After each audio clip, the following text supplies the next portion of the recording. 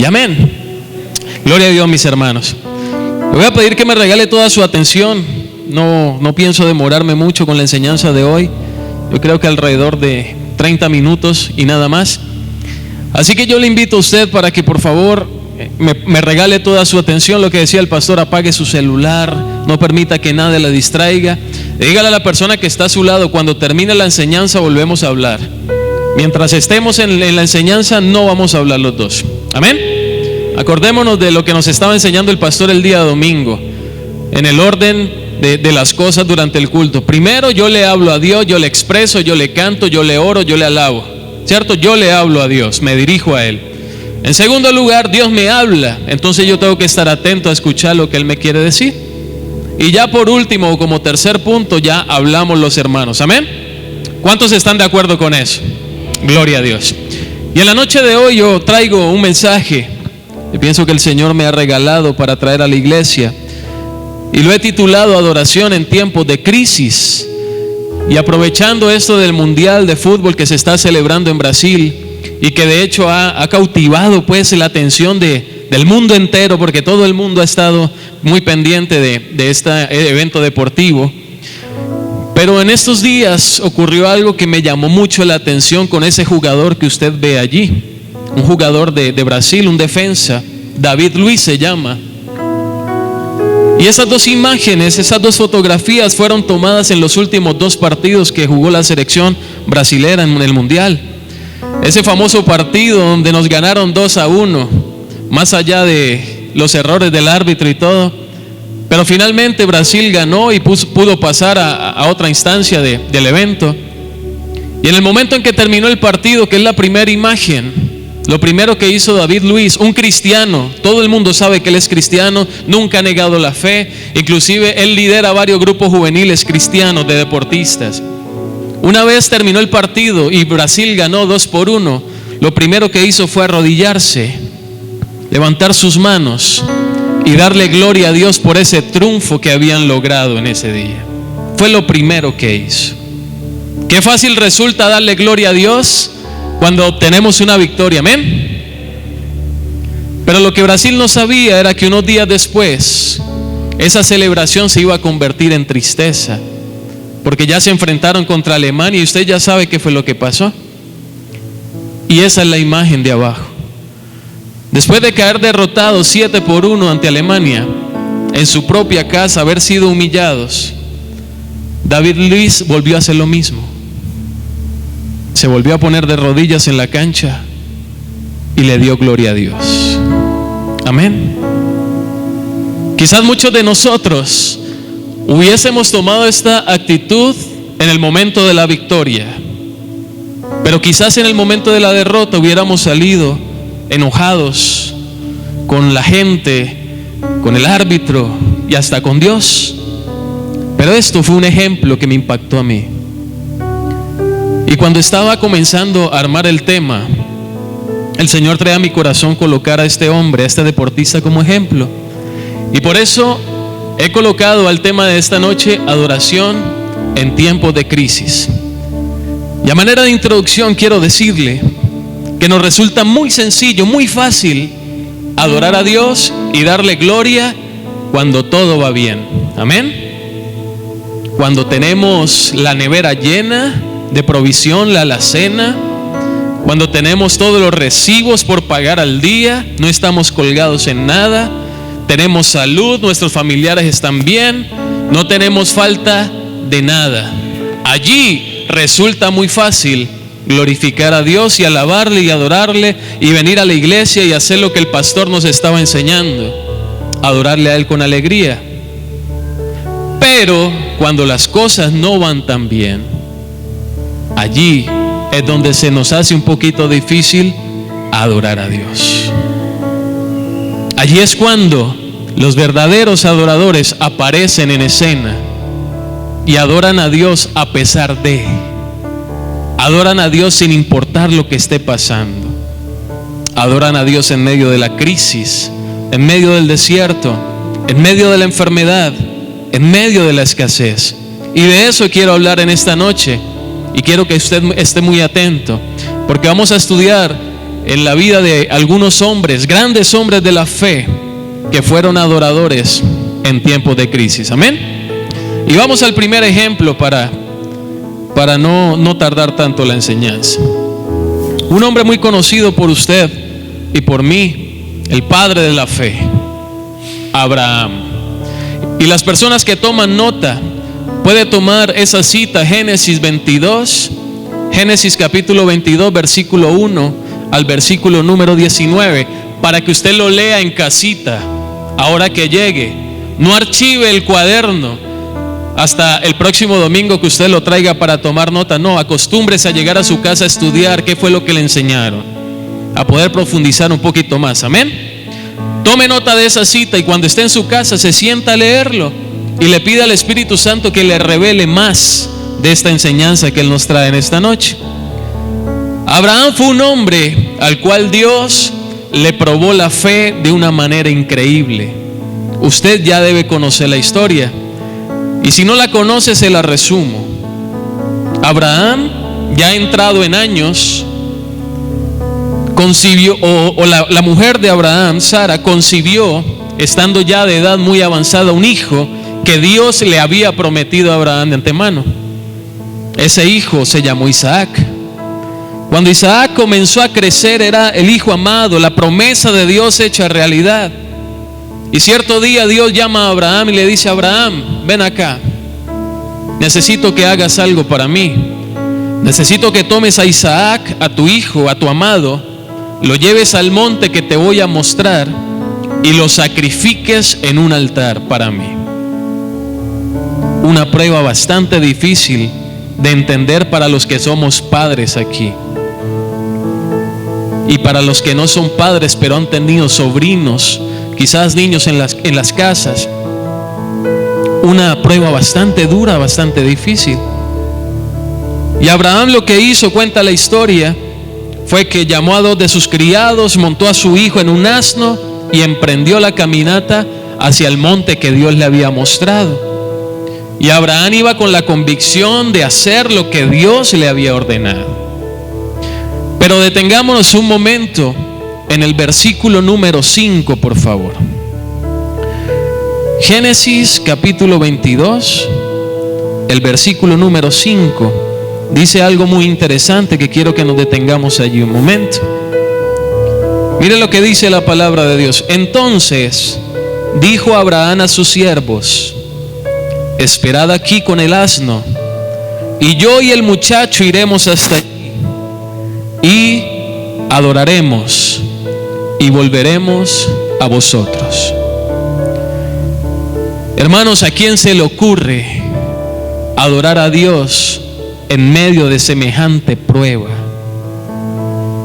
¿A quién se le ocurre, a quién se le pasa por la cabeza adorar a un Dios que me acaba de pedir que le sacrifique lo que yo más amo? ¿A quién se le ocurre? Si muchas veces dejamos de adorar a Dios por cosas insignificantes, ahora cuánto más ante una prueba tan tremenda como la que estaba sufriendo Abraham, la que estaba experimentando. Pero mire qué interesante lo que nos enseña ese versículo. Aún en medio de la prueba, este hombre Abraham, el padre de la fe, no se olvidó del poder que tiene la adoración. Diga conmigo, el poder de la adoración. Porque cuando tú adoras, algo sobrenatural está pasando en el mundo espiritual. ¿Cuántos creen eso? Por eso quizás a veces la persona que está dirigiendo la alabanza aquí puede ser el pastor, puede ser su servidor, puede ser cualquiera de los chicos. Somos muy insistentes en decirle y reiterarle a la iglesia: vamos a adorar juntos, vamos a meternos, porque hemos entendido el poder que hay en la adoración. Y cuando tú adoras, lo que estás haciendo es abriendo los cielos y logrando que el poder de Dios venga a actuar a favor tuyo. Y eso lo vamos a ver a través de la enseñanza. Esperad aquí con el asno, dijo Abraham a sus siervos. yo y el muchacho iremos hasta allí y adoraremos. Tal vez haya alguien aquí que en este momento esté siendo probado en su fe. Quizás haya alguien aquí que esté pasando por un momento de crisis, un momento en el cual no hay nada en la nevera, un momento en el cual estás colgado en los recibos de los servicios, están a punto de cortártelo el samurái. Quizás tienes deudas por pagar, quizás hay una enfermedad, quizás hay problemas familiares, un hogar a punto de destruirse, un matrimonio a punto de disolverse. Yo no sé cuál sea la prueba, pero sí te puedo mostrar el ejemplo bíblico de Abraham, que aún en medio de la prueba adoró, y esa adoración produjo un fruto que vamos a ver a continuación. De la historia de Abraham yo puedo sacar dos conclusiones o dos enseñanzas que quiero que usted las guarde en su corazón. La primera es: en tiempos de crisis, la adoración nos ayuda a prevalecer ante las pruebas. Diga conmigo: la adoración me ayuda a prevalecer contra las pruebas. Yo no sé si usted alguna vez lo haya experimentado a manera personal. Muchas veces tengo problemas, he tenido situaciones difíciles, pero cuando llego a la iglesia y adoro a Dios, algo ocurre. Es como si el poder de Dios reposara sobre mí. Es como si mi cuerpo se llenara de nuevas fuerzas para poder enfrentarme a ese problema y salir vencedor. Recuerda esa canción tan hermosa que dice: cuando levanto mis manos, comienzo a sentir una unción, y comienzo a sentir el fuego, y comienzo a sentir el poder. De eso se trata, hermanos. De eso se trata, iglesia. Cuando tú y yo nos metemos en adoración, a pesar de los problemas, esa adoración que yo le estoy dando a Dios me va a capacitar a mí, me va a dar las fuerzas, me va a dar la unción, me va a dar lo que yo necesito para poder salir victorioso de la prueba. ¿Cuántos dicen amén? La adoración te faculta para prevalecer ante las pruebas. Lo hizo con Abraham, pero también atrae la provisión de Dios. Y lea conmigo el versículo 14 del capítulo 22 de Génesis, el que estábamos leyendo. Termino diciendo la historia que cuando ya Abraham estaba a punto de degollar a su hijo con el cuchillo, el ángel de Dios lo detuvo y le dijo: Abraham, no le hagas daño al niño, suelta ese cuchillo, no le hagas nada. Ya Dios entendió que tú le ibas a obedecer. Ya Dios entendió que tú eres que Dios es lo más importante en tu corazón. No le hagas nada al niño. Pero ya había un altar, unas piedras, una leña ahí colocada. Y entonces el niño le pregunta al papá: papá, pero ¿y ahora el sacrificio? Y cuenta la Biblia que entonces de la nada apareció un carnero enredado allí en un árbol, en unos arbustos. Y entonces Abraham entendió que Dios le había traído la provisión para que él sacrificara en el altar. Versículo 14, mire lo que dice: y llamó a Abraham el nombre de aquel lugar Jehová, ¿qué? Proveerá. Jehová proveerá.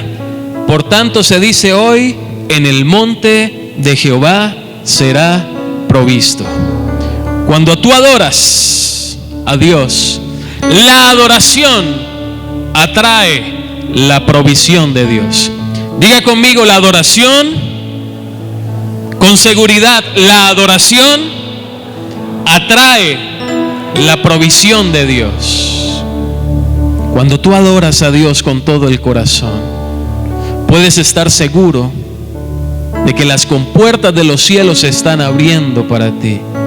Y lo que tú necesitas, Dios te lo está otorgando. El poder de la adoración. el poder de exaltar el nombre de Dios por encima de cualquier cosa. El poder de la adoración.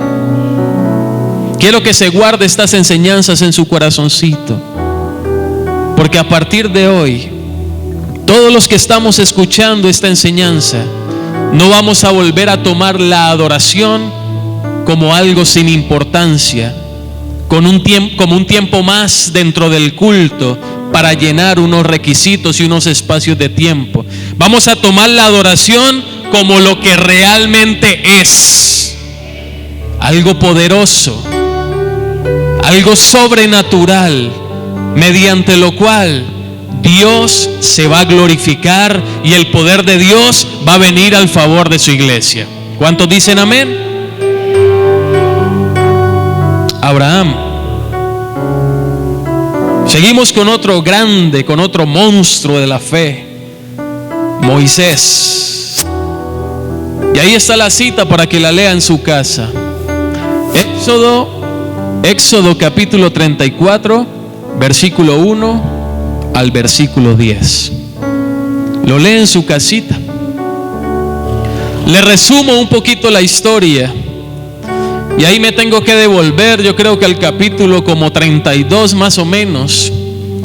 Recuerde que Moisés estuvo cara a cara con Dios en el monte cuando Dios le entregó las tablas de la ley. Amén. Y dice que cuando Moisés bajó de ese monte, el pueblo de Dios, que había visto cómo Dios lo había sostenido en su larga travesía por el desierto, que había sido testigo de cómo el poder de Dios lo había sacado de la esclavitud de Egipto, mientras Moisés estuvo esos días allí con Dios, cuando Dios le entregó los mandamientos, el pueblo se corrompió. Y dice que todos comenzaron a traer sus alhajas de oro y lo fundieron y levantaron un becerro, un ídolo, y comenzaron a decir: ese es nuestro Dios, a este debemos que nos haya sacado de la esclavitud de Egipto, a este debemos que el desierto no nos haya matado, a este Dios debemos todo. Y cuando baja Moisés y se encuentra semejante espectáculo, dice que de la rabia cogió las piedras, las tablas, y las quebró. ¿Y cómo cree usted que se sintió el corazón de Dios al ver semejante espectáculo? Dice el capítulo 32, léalo en su casa, que Dios se enojó mucho con el pueblo, que Dios hirió al pueblo, y Dios estaba en su corazón dolido y quería acabar con ese pueblo. Pero hubo un hombre, y ahí sí vamos al capítulo 34, versículo 8. Hubo un hombre que logró, a través de la adoración, aplacar la ira de Dios y lograr la reconciliación de Dios con su pueblo. Capítulo 34, versículo 8 dice: entonces Moisés, apresurándose, bajó la cabeza hacia el suelo y adoró. Y mire lo que pasó. Siga leyendo conmigo, versículo número 9. Y dijo: si ahora, Señor, he hallado gracia en tus ojos, vaya ahora el Señor en medio de nosotros, porque es un pueblo de dura cerviz, y perdona nuestra iniquidad y nuestro pecado, y tómanos por tu heredad. Y mire lo que le contestó Dios: he aquí, yo hago pacto delante de todo tu pueblo, haré maravillas que no han sido hechas en toda la tierra, ni en nación alguna, y verá todo el pueblo en medio del cual estás tú la obra de Jehová, porque será cosa tremenda la que yo haré contigo. Mire lo que logró la adoración de un hombre. Mire lo que logró la adoración de Moisés. Iglesia, ¿cuánto podría lograr nuestra adoración a Dios? ¿Cuánto podría obrar Dios si nosotros tomáramos la decisión de adorarle con todo nuestro corazón?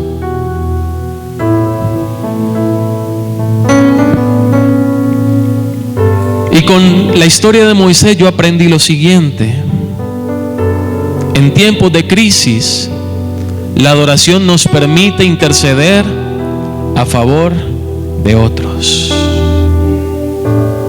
Amén. En tiempos de crisis, la adoración nos permite interceder a favor de otros. Dios estaba resuelto a acabar con el pueblo, pero vino un hombre y adoró a Dios y reconoció el pecado y dijo: perdónanos. ¿Y cómo cambió el semblante de Dios, verdad? Le dijo: a partir de hoy voy a estar con ustedes, y todas las naciones se darán cuenta de que estoy con ustedes, porque cosa tremenda voy a hacer en medio de ustedes. Iglesia, si nosotros aprendemos a adorar a Dios, debemos prepararnos, porque cosa tremenda va a ser Dios en medio de nosotros. Pero solo cuando aprendamos a adorar, solo cuando aprendamos a adorar,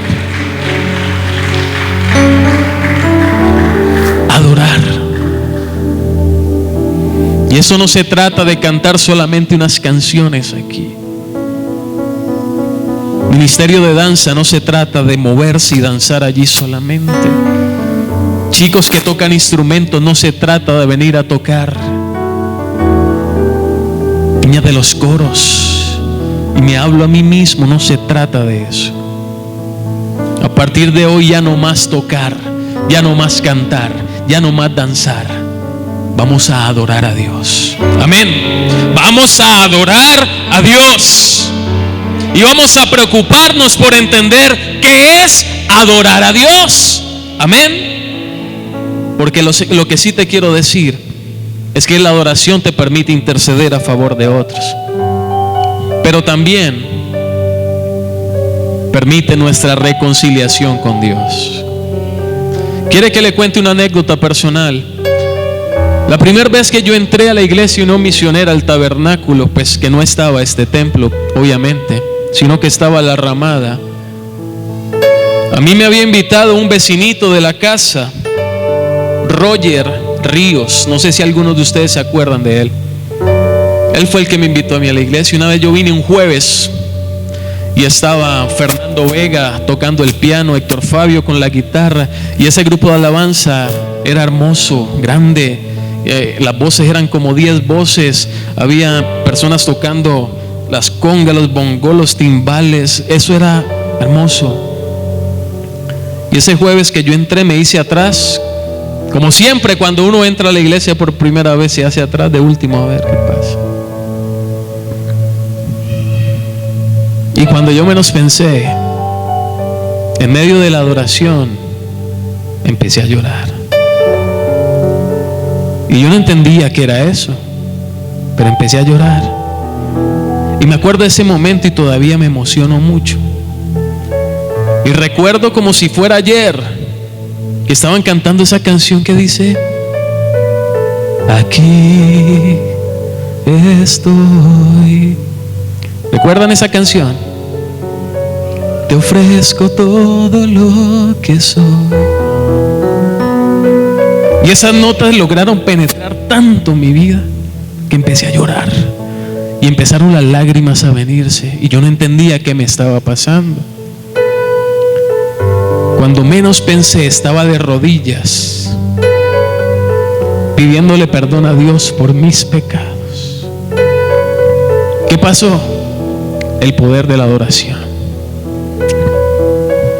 La adoración permite que haya una atmósfera de reconciliación con Dios. Si alguien llega a la iglesia en medio de un pecado, en medio de una situación en la cual le ha fallado a Dios, y encuentra una iglesia que está adorando realmente a Dios, créame, porque lo pasó conmigo, es real, se lo estoy contando. Esa persona, si encuentra un ambiente de adoración, téngalo por seguro, va a caer de rodillas a reconciliarse con Dios. Eso va a pasar.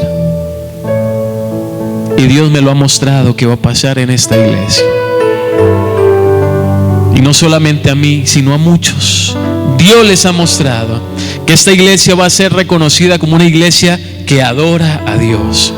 Y por eso vamos a empezar a ver todas estas señales y todos estos milagros. Amén. Abraham y Moisés. Vamos al tercer ejemplo. Una pareja hermosa. Quizás usted también haya escuchado de ellos. Elcana y Ana. ¿Los padres de quién? Los padres de Samuel, el profeta Samuel. Ahí está la historia para que la lea, la cita, para que la lea en casa. Primera de Samuel 1, versículos del 1 al 28. Y le resumo la historia para que me pueda entender cuál es la enseñanza. Dice la Biblia que Elcana tenía 2 mujeres, pero que él amaba de manera muy especial a Ana. Pero con Ana había una particularidad, y era que era estéril, no podía tener hijos. Pero Elcana y Ana eran una pareja que sabían y conocían el poder de la adoración. Y ellos deseaban con todo su corazón que Dios les diera la oportunidad de concebir un hijo.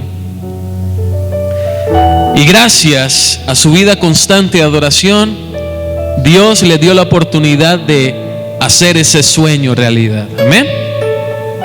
Cuenta la historia que tanto Elcana como Ana, una vez al año, subían al templo donde estaba Elí con sus hijos y adoraban a Dios. Y quiero que leamos esos 3 versículos, el versículo 3, el versículo 19 y el versículo 28 en Primera de Samuel capítulo 1.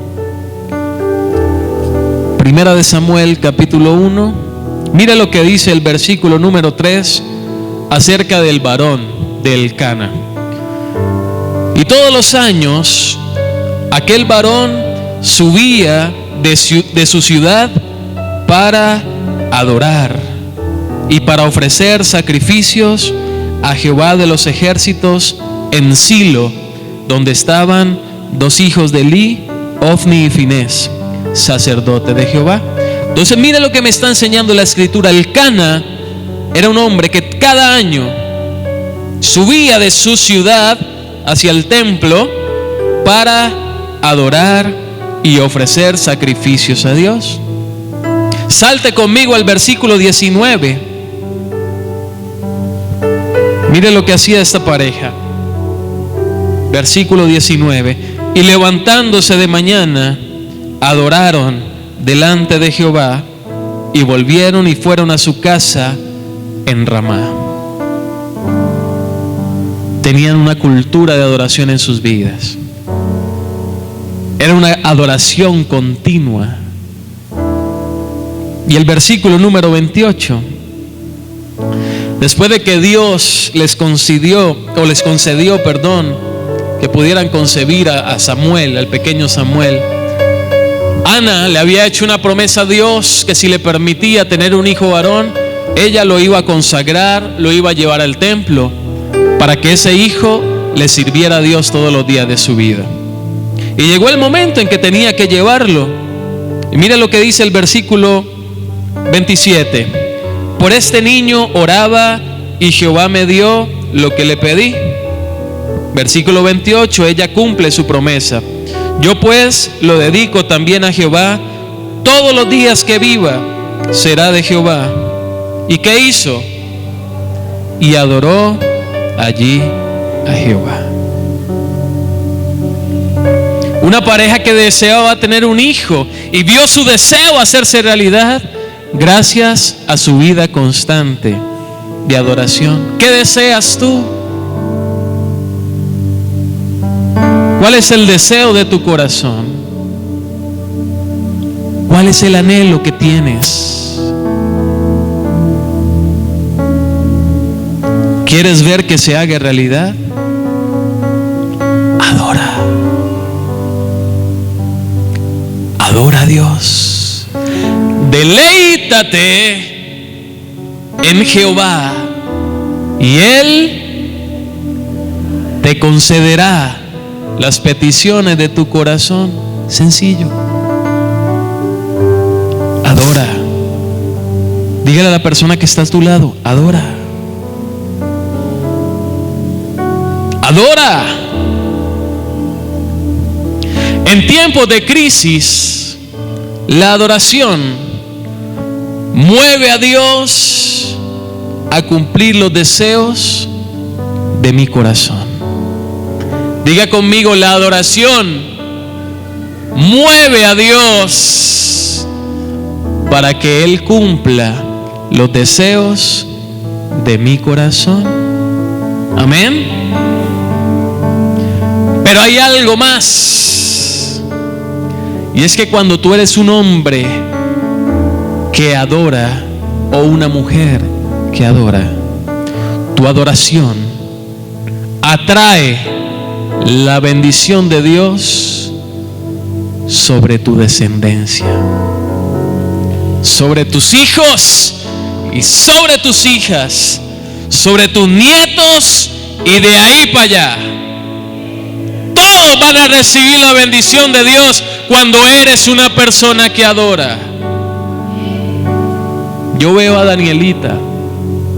Yo no sé si alguien aquí la ha visto en los tiempos de adoración. Usted la puede mirar a ella y ella hace esto.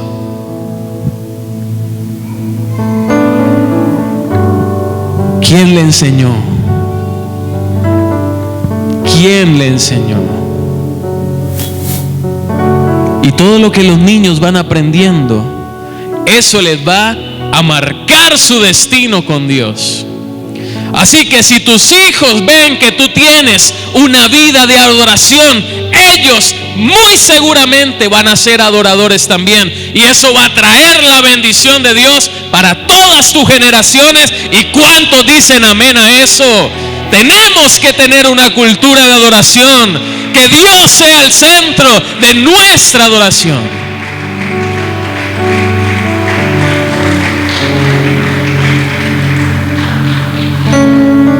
Tenemos que entender que la adoración no es cuestión de unas cuantas canciones aquí. La adoración va mucho más allá.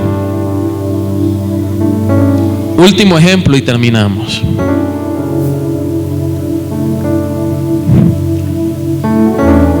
Pablo y Silas, otra historia muy conocida, y usted la encuentra en el libro de los Hechos, capítulo 16, versículos 11 al 40. Y cuenta la historia que Pablo y Silas fueron encarcelados.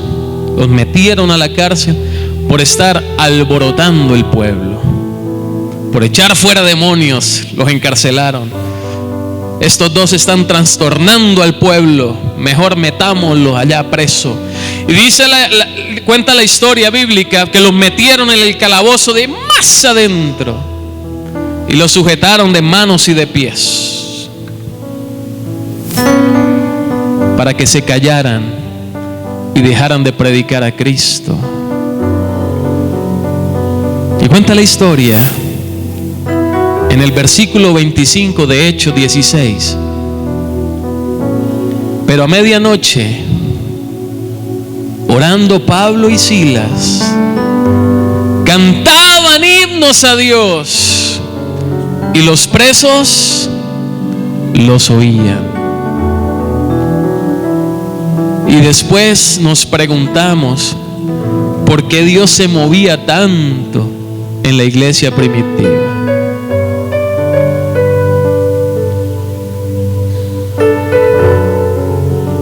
Si alguien nos miró mal o nos cerró la puerta porque le íbamos a hablar de Cristo, deseamos que caiga fuego del cielo y lo consuma. O sencillamente no volvemos a predicar. ¿Para qué? ¿Para que me hagan mala cara? ¿Para que me cierren la puerta en la cara? Los metieron en la cárcel después de haberlos golpeado y azotado. Quizás muchos de los que estamos conformando la iglesia actual, si viviéramos un tipo de situación como estas, estuviéramos en la cárcel, algo así. Entonces, ¿para esto me llamó Dios? ¿Para dejarme aquí encerrado como un perro en una cárcel? Si ves, yo te dije, ¿para qué nos ponemos a predicar esa vaina? No vale la pena. Nos enojamos con Dios, blasfemamos contra Dios. Le decimos: Dios, entonces ¿para qué me llamaste? Yo quería un evangelio fácil. Pero esos hombres, en medio de esa situación, en la cárcel, cantaban himnos a Dios. Y nosotros muchas veces, que no estamos en la cárcel, que no estamos enfermos, que no estamos atados de pies y de manos, que lo tenemos todo, no le cantamos a Dios ni una sola canción. No alabamos a Dios ni porque nos multen. Y créannos, iglesia, que para nosotros, como ministerio de alabanza, resulta muy triste cuando llega el tiempo de la adoración y algunas personas se meten en ese río, pero hay otros que se quedan sentados en su silla. Aquí no está pasando nada, esperemos que se acabe eso. Hay otros mirando para afuera a ver quién entra, se la pasan así. Jóvenes codeándose. Ya es hora de parar eso, iglesia. Es hora de convertirnos en una iglesia que adore a Dios. Es hora de convertirnos en una iglesia que sabe adorar a Dios.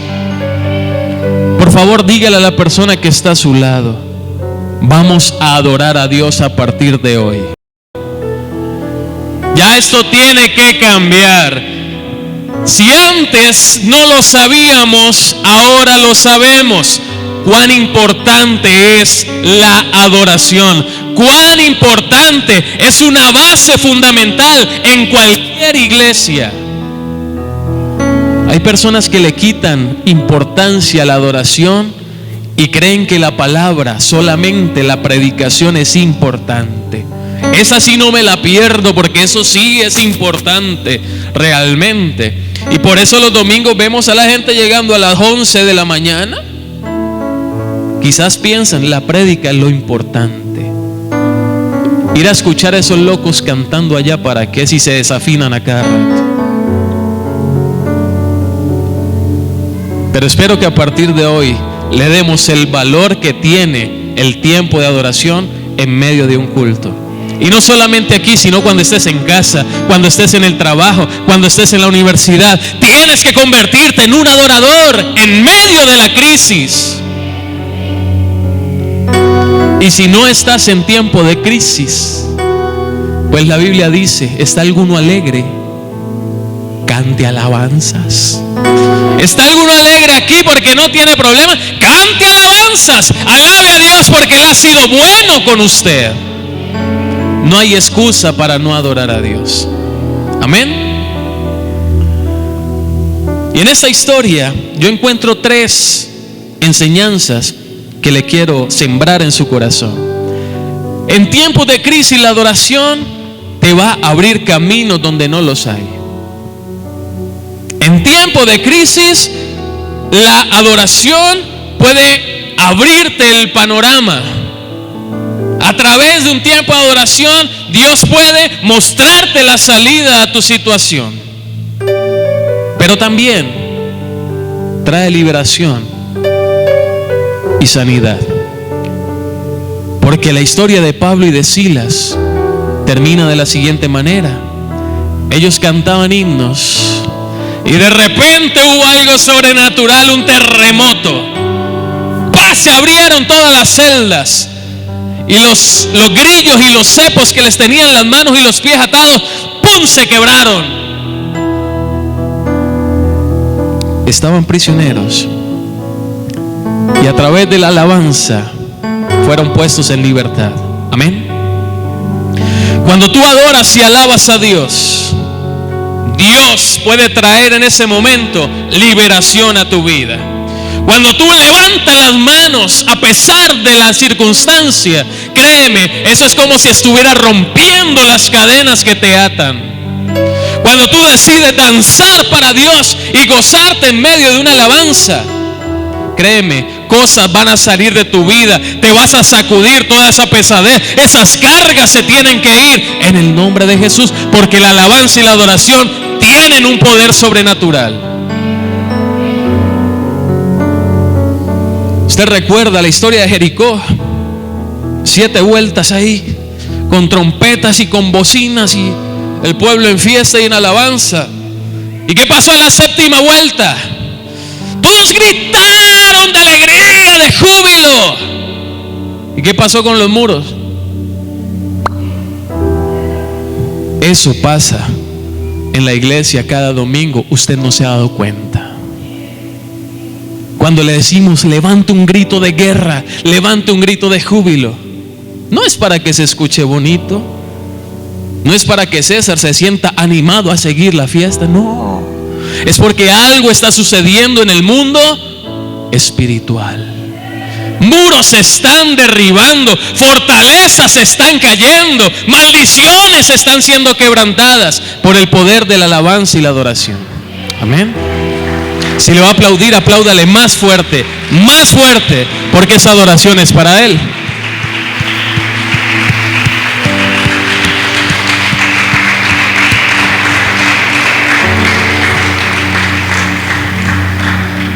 Y la historia termina diciendo: el guardián a quien le habían encargado estos 2 prisioneros, cuando vio que la cárcel se había abierto, él pensó que ellos habían salido corriendo y estaba a punto de quitarse la vida. Cuando Pablo le dijo: no, aquí estamos, tranquilos, no nos hemos ido. Y este hombre entendió que esos 2 personajes habían sido encarcelados injustamente y que eran siervos de Dios. Y de una les preguntó: ¿qué debo hacer para ser salvo? Ay, aprovecharon el papayazo. A casi nadie le preguntó, ¿no? Tenga para que lleve, cree en el Señor Jesucristo y serás salvo tú y tu casa. Y hubo salvación para este guarda y para